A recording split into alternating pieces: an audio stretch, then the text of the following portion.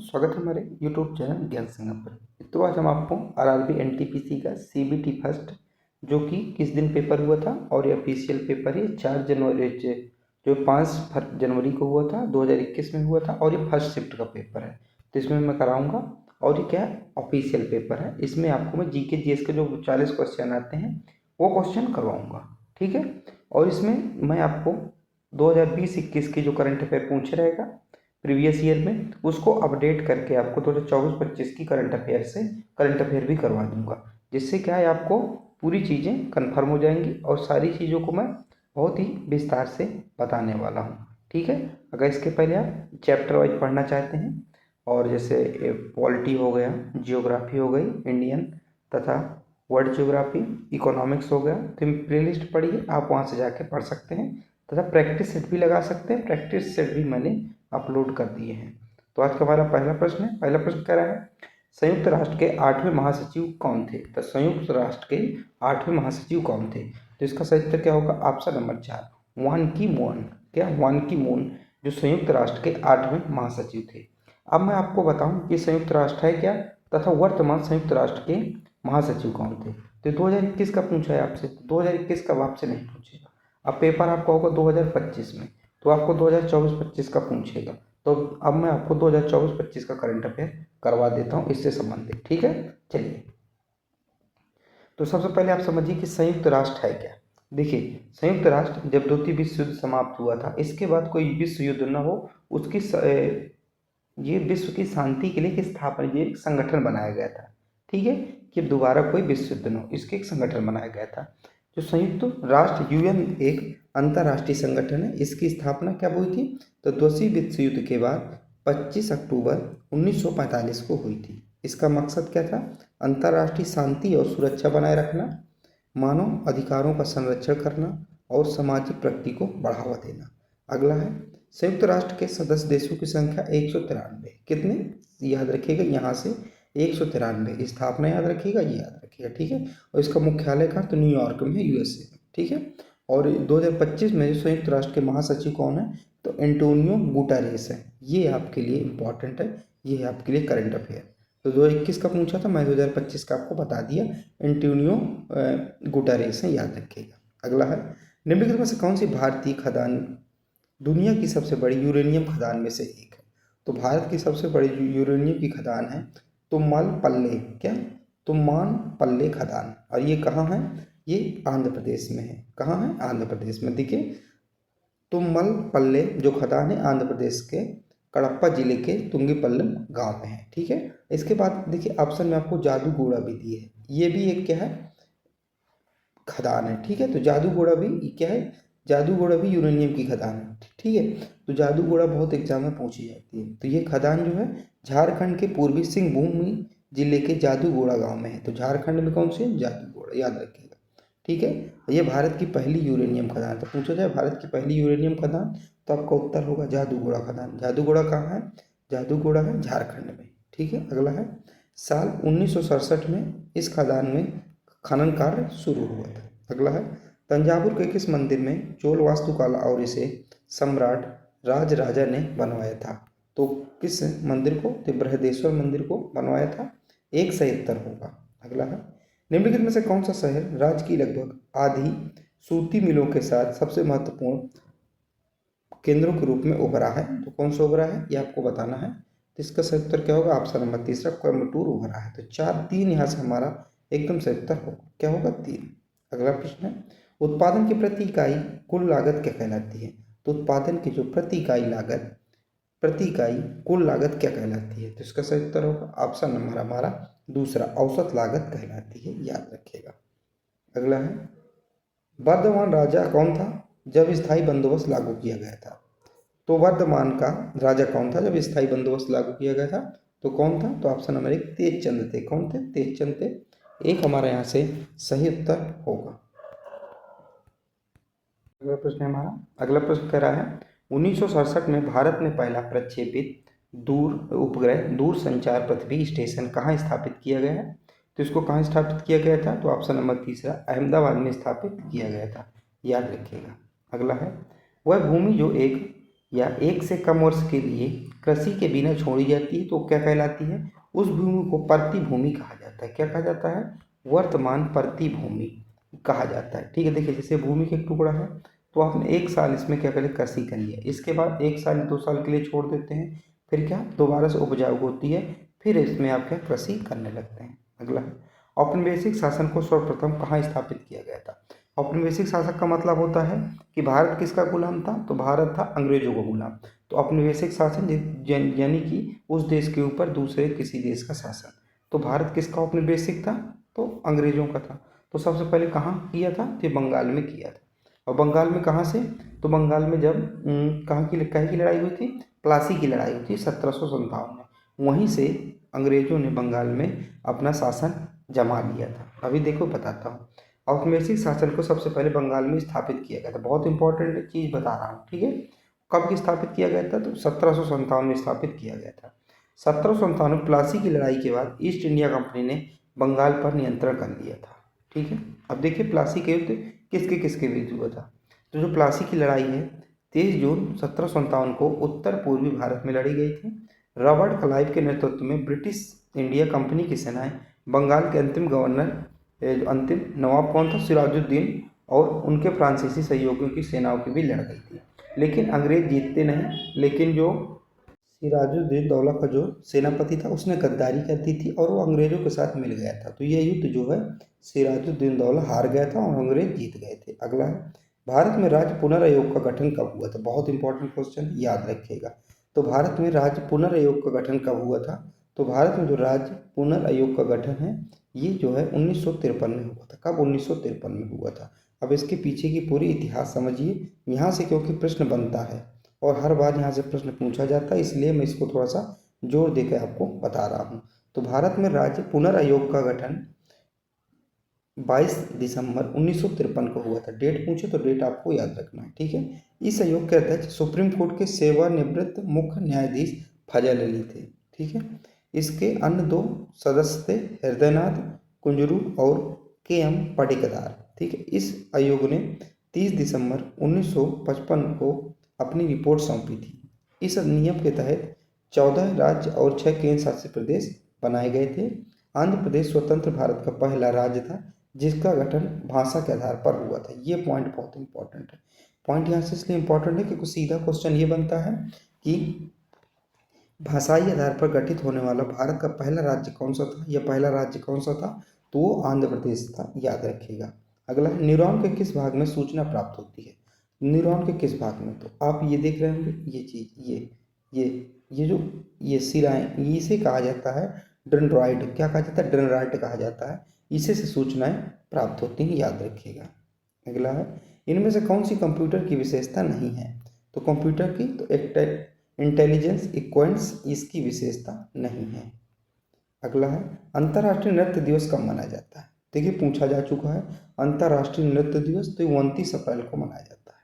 कब? 29 अप्रैल को। अब आप याद कैसे करेंगे? देखिए अप्रैल तक क्या होते हैं? कॉलेज चलते हैं, छुट्टी, फिर इसके बाद छुट्टी, मई जून की 2 महीने की छुट्टी होती है, ठीक है। तो अगर अप्रैल को 29 अप्रैल है तो आप खुश होंगे, क्या करेंगे? आप डांस करेंगे कि भाई आज के बाद क्या है, एक दिन और आना पड़ेगा, इसके बाद क्या है, स्कूल नहीं आना पड़ेगा, ठीक है, क्योंकि छुट्टी हो जाएगी 2 महीने की। तो 29 अप्रैल से क्या है, आप खुश होने लगेंगे और डांस करने लगेंगे, नृत्य करने लगेंगे। तो 29 अप्रैल को मनाया जाता है, ऐसे ही आप लोग याद रखिएगा। अगला है, निम्न में से कौन पूंजी प्राप्ति का हिस्सा नहीं है? तो कौन सा जो पूंजी प्राप्ति का हिस्सा नहीं है? तो कर नहीं है, टैक्स जिसे कहते हैं। अगला है, प्रधानमंत्री जवाहरलाल नेहरू द्वारा औपचारिक रूप से भारत के पहले परमाणु रिएक्टर का उद्घाटन कहाँ किया गया था? तो ये कहाँ किया गया था? तो ऑप्शन नंबर 4 1957 में किया गया था, याद रखिएगा। अगला है, खिलाफत आंदोलन का नेतृत्व किसने किया था? तो खिलाफत आंदोलन था, इसका नेतृत्व जो है किसके द्वारा किया गया था? अली बंधु के द्वारा किया गया था, ठीक है। तो दूसरा हमारा यहाँ से सही उत्तर होगा। अगला है, संयुक्त राष्ट्र के उस प्रमुख अंग की पहचान कीजिए जिसे 1994 में निलंबित कर दिया गया था। तो न्यास परिषद को जो निलंबित कर दिया गया था कब? 1994 में, याद रखिएगा। अगला है, माल के निर्यात और आयात के संतुलन को क्या कहा जाता है? ये आपको बताना है। सबसे पहले आप समझिए कि आयात किसे कहते हैं, निर्यात किसे कहते हैं, इंपोर्ट और एक्सपोर्ट। देखिए निर्यात किसे कहते हैं? जब हमारा देश, मान लीजिए इंडिया है, ठीक है, हमारा देश भारत है, निर्यात में बता रहा हूँ, हमारा देश क्या इंडिया है, और किसी जैसे चीन को माल सप्लाई करता है, कुछ भेजता है, ठीक है, तो इसे कहते हैं निर्यात। यानी कि अपने देश से दूसरे देश में बेचना, उसे निर्यात कहते हैं। आयात वहीं पे उल्टा होता है, जैसे चीन से हम कुछ चीज़ क्या है मंगा रहे हैं, क्या मंगा रहे हैं, ठीक है, तो उसे कहा जाता है आयात करना, आयात करना। जब दोनों कंडीशन में, यानी कि निर्यात अगर हम 10 यूनिट का कर रहे हैं और आयात भी 10 यूनिट का कर रहे हैं, तो उस समय उसे कहा जाता है बाजार क्या है, संतुलन में है, व्यापार क्या है, संतुलन में है, ठीक है। तो यहाँ से कह रहा है निर्यात और आयात के संतुलन को तो व्यापार का संतुलन कहा जाता है। 4 यहाँ से सही उत्तर होगा। अब देखिए, अब इसको जो है व्यापार संतुलन की गणना कैसे की जाती है, ये सूत्र कई बार पूछा जाता है, इसलिए मैं आपको बता रहा हूँ, ठीक है। तो अगर पूछा जाए कहीं पर कि व्यापार जो संतुलन होता है उसकी गणना कैसे की जाती है, तो व्यापार संतुलन की गणना जो निर्यात का मूल्य, आयात का मूल्य, तो क्या होता है, इनमें से जब माइनस कर देते हैं तो बाजार संतुलन निकल आता है, ठीक है। निर्यात क्या है, देश के बाहर भेजी गई वस्तुओं का मूल्य, आयात का मूल्य देश में आई वस्तुओं का मूल्य, तो जब ये बराबर होता है तो व्यापार संतुलन होता है। मैंने आपको बता दिया कि व्यापार संतुलन क्या होता है। वहीं पर अगर मैं ये बताऊं कि मैंने ये बताया आपको, जब आयात और निर्यात बराबर हों तो व्यापार संतुलन होता है। अगर वहीं पे आयात ज़्यादा हो, निर्यात कम हो, यानी कि हम देश से बाहर से ज़्यादा चीज़ें मंगा रहे हैं और भेज कम रहे हैं, तो उसे क्या कहा जाता है, निर्यात से ज़्यादा जब आयात होता है, निर्यात आयात से ज़्यादा होता है, तो उस समय क्या होता है, उसे व्यापार संतुलन कहते हैं, अधिशेष व्यापार संतुलन कहते हैं, ठीक है। यानी कि हम ज़्यादा चीज़ें क्या कर रहे हैं, भेज रहे हैं, अपने देश में कम मंगा रहे हैं, यानी कि हमारे देश में क्या है, चीज़ें अच्छे से बन रही हैं, उत्पादन हो रहा है, तो उसको सरप्लस, अधिशेष मतलब सरप्लस, ठीक है। अब जब चीज़ें कम बन रही हो, निर्यात यानी कि हम कम कर रहे हों, आयात यानी कि बाहर से ज़्यादा चीज़ें मंगा रहे हों, तो उसको कहा जाता है व्यापार घाटा, यानी कि बिजनेस डेफिसिएट उसको कहा जाता है, याद रखें। तो व्यापार संतुलन 2 प्रकार का होता है। अगला है, निम्नलिखित में से कौन सा संयुक्त राष्ट्र सुरक्षा परिषद का एक अस्थायी सदस्य है?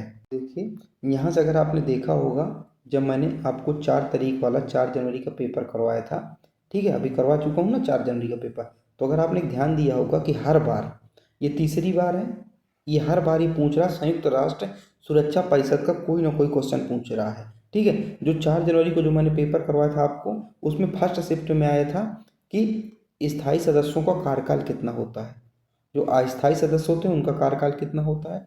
और जो सेकंड शिफ्ट में आया था, सेकंड शिफ्ट में ऐसा क्वेश्चन आया था कि कितने अस्थायी सदस्य होते हैं। और इस वाली शिफ्ट में आपका क्या पेपर आया, आज का 5 तारीख का पेपर है ना, तो इसमें आया कौन सा देश संयुक्त राष्ट्र सुरक्षा परिषद का स्थायी सदस्य है, तो चीन है।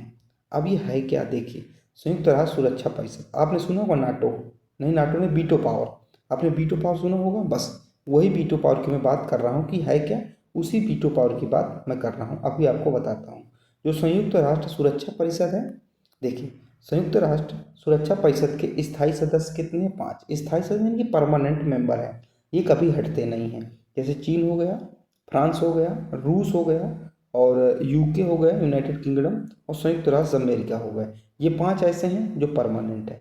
और जो 10 ऐसे सदस्य होते हैं जो परमानेंट नहीं होते, 10 क्या अस्थायी सदस्य होते हैं जो इनकी परमानेंट नहीं है, तो 5 परमानेंट और 10 अस्थायी, तो यहाँ टोटल जो है संयुक्त राष्ट्र सुरक्षा परिषद में 15 सदस्य होते हैं। जो अस्थायी सदस्य होते हैं, ठीक है, जो अस्थायी सदस्य होते हैं उनका कार्यकाल 2 साल का होता है, कितना, उनका कार्यकाल 2 वर्ष का होता है, सारी चीज़ें इसमें लिखी हुई हैं, ठीक है। इन्हीं के पास जो जो 5 ये स्थायी सदस्य हैं, इन्हीं के पास वीटो पावर होती है, याद रखिएगा। अगला है सेट्स ऑफ सैफरन पुस्तक के लेखक कौन है, तो सेट्स ऑफ सैफरन इस पुस्तक के लेखक कौन है, तो सवा नकवी हैं, याद रखिएगा। अगला है स्पेनिश ला लीगा का किताब 2019-20 का किसने जीता। अब देखिए, वो 2019-20 का पूछ रहा है, ठीक है, अब मैं आपको इसमें अपडेट करके 2024-25 का बताऊंगा, ठीक है। तो किसने जीता, तो रियल मैड्रिड CF ने जीता, तो यहाँ से एक हमारा सही उत्तर हो जाएगा। अब अगर आपसे 2024-25 का पूछे तो भी इसी ने जीता है, किसने जीता है, रियल मैड्रिड स्पेन ने जीता है, ठीक है। और ये किसका किताब है, तो ये किसका, फुटबॉल का, स्पेनिश फुटबॉल ला का किताब है, और इसमें किसने जीता है, तो इस बार रियल मैड्रिड स्पेन ने ही सबसे बार जीता है, और सबसे बार इसने 35 बार जीता है, ठीक है, याद रखिए। अगला है तमिल नववर्ष को और किस नाम से जाना जाता है? तो तमिल नववर्ष इसको वरुसा विरुप्पी के नाम से जाना जाता है। तो 3 हमारा यहाँ से सही उत्तर होगा। अगला है, पृथक आंध्र के लिए आंदोलन को क्या कहा गया था?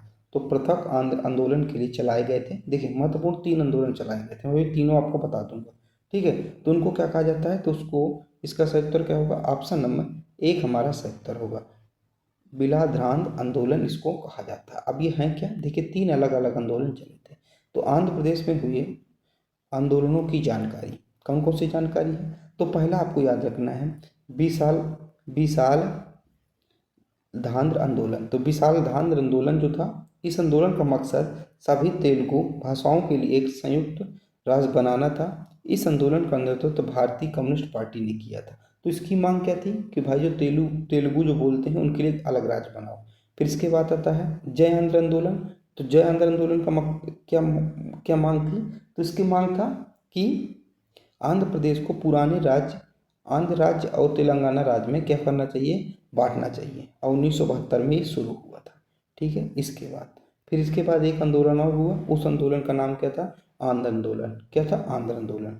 अब आंध्र आंदोलन की मांग क्या थी? यह आंदोलन 1911 में शुरू हुआ था। इस आंदोलन का मकसद था तेलुगु लोगों के लिए एक अलग राज्य बनाना। तो ये कुल मिला के इतने 3 आंदोलन हुए थे।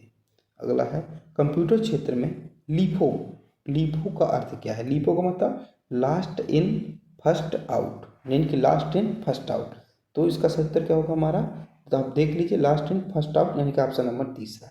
ये आपसे ये कह रहा है कि कोई चीज़ जो लास्ट में रखी जाएगी तो फर्स्ट में निकाली जाएगी। मतलब देखिए, जैसे आपने किताब यहाँ जमा की है, फिर ये, ठीक है। तो सबसे ये अगर इसको आप पलट देंगे तो सबसे पहले ये सबसे लास्ट में रखी किताब, लेकिन अगर पलट देंगे तो सबसे पहले ये निकलेगी, ये। अगला है, पौधों में प्रोटीन और यौगिक अन्य यौगिकों के संश्लेषण में किस आवश्यक तत्व का उपयोग किया जाता है? तो इसका सही उत्तर होगा ऑप्शन नंबर हमारा सही उत्तर क्या होगा? ऑप्शन नंबर बी, यानी कि तीसरा, नाइट्रोजन का उपयोग किया जाता है, ठीक है, याद रखिएगा। अगला है, कुछ जीव कार्बन डाइऑक्साइड और पानी के रूप में अकार्बनिक स्रोतों से प्राप्त साधारण खाद्य सामग्री का उपयोग करते हैं। इन जीवों को किस नाम से जाना जाता है? तो इन जीवों को किस नाम से जाना जाता है? तो इसका सही उत्तर होगा ऑप्शन नंबर 4, स्वपोषी के नाम से जाना जाता है। अगला है, राउरकेला स्टील प्लांट की शुरुआत भारत के तत्कालीन राष्ट्रपति द्वारा पहली ब्लास्ट फर्नेस के उद्घाटन के साथ कब हुई थी? तो इसके उद्घाटन के साथ कब हुई थी? तो इसका सही उत्तर ऑप्शन नंबर 4 1969 में हुआ था। कब? 1959 में हुआ था, 59। अगला है, विभिन्न विद्युत सुरक्षा उपकरणों में से विद्युत धारा के तापीय प्रभाव पर आधारित उपकरण को क्या कहा जाता है? तो इस उपकरण को किस नाम से जाना जाता है? तो फ्यूज के नाम से जाना जाता है। अब देखिए फ्यूज का काम क्या होता है। अब मैं आपको फ्यूज बताता हूँ, फ्यूज का काम क्या होता है। देखिए पढ़िए पहले। फ्यूज उपयुक्त गलांक धातु वाली मिश्र धातु से बना होता है। जब सर्किट में धारा ज़्यादा हो जाती है तो फ्यूज का तार गर्म हो जाता है और पिघल जाता है। फ्यूज पिघलने से सर्किट टूट जाता है, आग लगने से आग नहीं लेने पड़ती है। देखिए जैसे ये हमारा क्या है, फ्यूज है पूरा।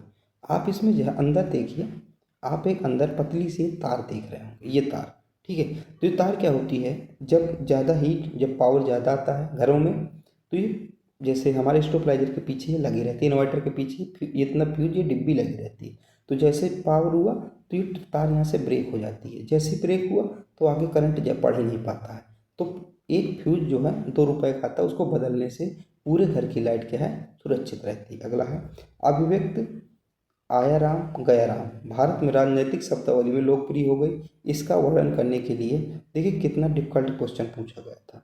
तो इसका वर्णन करने के लिए इसका सही उत्तर क्या होगा, गयालाल। तीसरा हमारा सही उत्तर हो जाएगा। अगला है, मानव समाज के प्रतीक के रूप में किसे माना जाता है था, जो भारतीय राष्ट्रीय आंदोलन के दौरान मशीनों और प्रौद्योगिकियों का महिमा मंडन नहीं करेगा। तो इसका सही उत्तर क्या होगा हमारा, इसका सही उत्तर होगा हमारा ऑप्शन नंबर 3 चरखा, ठीक है, याद रखिएगा। अगला है, देना और विजया बैंक का हाल ही में किस बैंक के साथ विलय हुआ है? तो 2021 की बात है, ठीक है, 2021 का पेपर है। तो किस बैंक के साथ? ये बैंक ऑफ बड़ौदा के साथ हुआ है। तो एक था देना बैंक, एक था विजया बैंक, दोनों मिल गए किसके साथ, बैंक ऑफ यानी कि बड़ौदा के साथ। अब देखिए, ये देखिए यहाँ पर आप इस चित्र के माध्यम से समझ सकते हैं। देना बैंक और यहीं पर क्या है, विजया बैंक, दोनों किसके साथ मिल गए, तो दोनों मिल गए बैंक ऑफ बड़ौदा के साथ। अगला है, निम्नलिखित में से कौन एक इनपुट डिवाइस नहीं है, तो कौन सी एक इनपुट डिवाइस नहीं, तो फ्लॉटर, इसका तो उसका सही उत्तर हो जाएगा। अगला है, भारत का 100वां अंतरिक्ष मिशन कब शुरू किया गया था, तो भारत का 100वां अंतरिक्ष मिशन है कब शुरू किया गया था, तो इसका सही उत्तर होगा ऑप्शन नंबर दूसरा, सितंबर 2012 में शुरू किया गया था। अगला है, कुलीन जमींदारी शैली के पतन के बारे में सत्यजीत रे की प्रसिद्ध फिल्म कौन सी है, तो उनकी जो प्रसिद्ध फिल्म है उसका नाम है जलसाघर, दूसरा हमारा सही उत्तर होगा। अगला है, 1913 में साहित्य के लिए नोबेल पुरस्कार जीतने वाले पहले भारतीय कौन थे, तो रविन्द्रनाथ टैगोर थे। उनको 1913 में मिला था, ठीक है, और उनको किसके लिए मिला था, तो गीतांजलि के लिए मिला था, ये भी आपको याद रखना है, ठीक है, गीतांजलि के लिए मिला था। अगला है, कौन सा बंदरगाह पूर्वी तट पर सबसे पुराने कृत्रिम बंदरगाहों में से एक है, तो चेन्नई बंदरगाह, ये भी याद रखेगा। अगला है, फूलों के अंडाशय के अंदर छोटे मनके जैसी संरचनाओं को क्या कहा जाता है, तो उनको विडांज कहा जाता है, याद रखिए। 4 यहाँ से हमारा एकदम सही उत्तर होगा, ठीक है, याद रखिएगा। अब देखिए ये हमारे पास चित्र है, आपको जगह चित्र में समझना हो तो आप इसको चित्र में समझ सकते हैं। अगला है, लंदन में आयोजित दूसरे गोलमेज सम्मेलन में कांग्रेस का नेतृत्व किसने किया था, तो महात्मा गांधी ने किया था। किसने, महात्मा गांधी ने किया था। देखिए 1930, 1931 और 1932, तो पहला जो गोलमेज सम्मेलन 30 में हुआ था, 31 में हुआ था, 32 में हुआ था।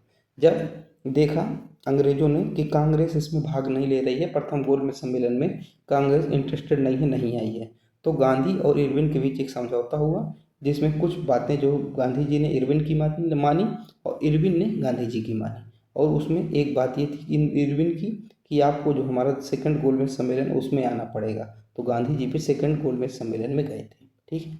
अगर वहीं पे आपसे प्रश्न पूछा जाए कि तीनों जो गोलमेज सम्मेलन थे उसमें कौन आ गया था, तीनों में BR अम्बेडकर थे, याद रखिएगा। अगला है, किसी अर्थव्यवस्था में पूंजी स्टॉक में वृद्धि को शुद्ध निवेश या पूंजी निवेश द्वारा मापा जाता है, जिसे किस प्रकार व्यक्त किया जाता है, तो इसे किस प्रकार व्यक्त किया जाता है, तो इसका सही उत्तर होगा हमारा ऑप्शन नंबर दूसरा, शुद्ध निवेश बराबर सकल प्लस माइनस, जो सकल निवेश माइनस मूल्यह्रास मतलब डिप्रिसिएशन कहते हैं, ठीक, याद रखिएगा। तो दूसरा हमारा सही उत्तर होगा। अगला है, समान परिस्थितियों में अम्ल की क्रिया से अमाशय के आंतरिक भाग की रक्षा कौन करता है, तो इसके जो आंतरिक भाग की रक्षा स्लेम करता है, याद रखिएगा। तीसरा सही उत्तर होगा। तो इस प्रकार मैंने आपको ये सारे प्रश्न करवा दिए। अब अगला प्रश्न आपके लिए है, आप लोग कमेंट में जरूर बताइएगा।